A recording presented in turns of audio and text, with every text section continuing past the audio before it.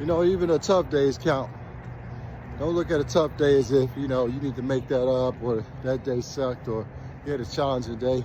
Just think if we took all the challenging days of our life and just they disappeared, our life would be pretty short.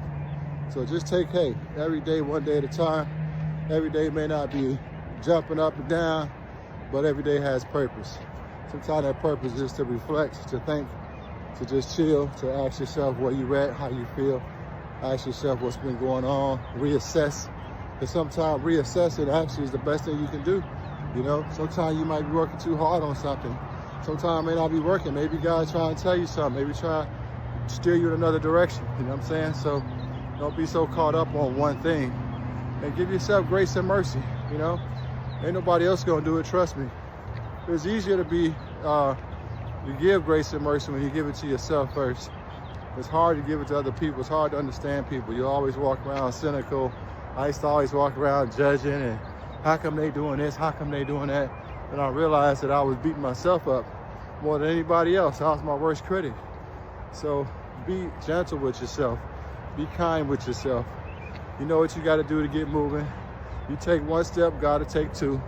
Don't need to rush this thing. You know, life is going to be life. And a lot of people say life is short. Life is the longest thing that you'll do. Trust you me. So you just keep on hanging in there.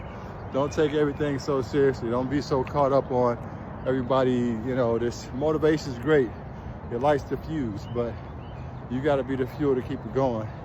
And sometimes you got to take a minute with yourself, chill, be kind to yourself.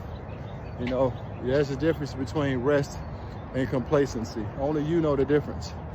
You gotta rest, but don't get complacent. Don't get to a point to where you've been sitting down so long that you missed the mark. You know, you could have been doing something. You ain't gotta do everything, but you can do something. And don't get so caught up in comparing. Don't compare yourself with nobody. Nobody. It's only you, one-on-one. You're competing against who you were yesterday. That's it. You're not competing against nobody else. Your thing is your thing. You know what I mean? Whatever you're doing, you're doing. You got McDonald's and you got Burger King. Some people like McDonald's, some people like Burger King. They both sell the same thing, right? So, hey, not everybody like French fries. That's what I always say. You know, your mission is definitely something that is personal, and you have to take it just as that. You know, be a light true to the world, true.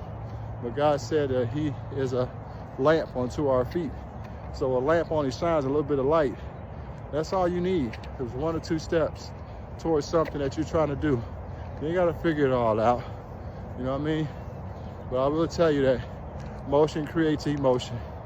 Don't sit in that thing so long to where it's got you, because that's the devil's biggest trick. He sounds just like us, you know? He'll tell you, man, lay down for a little longer.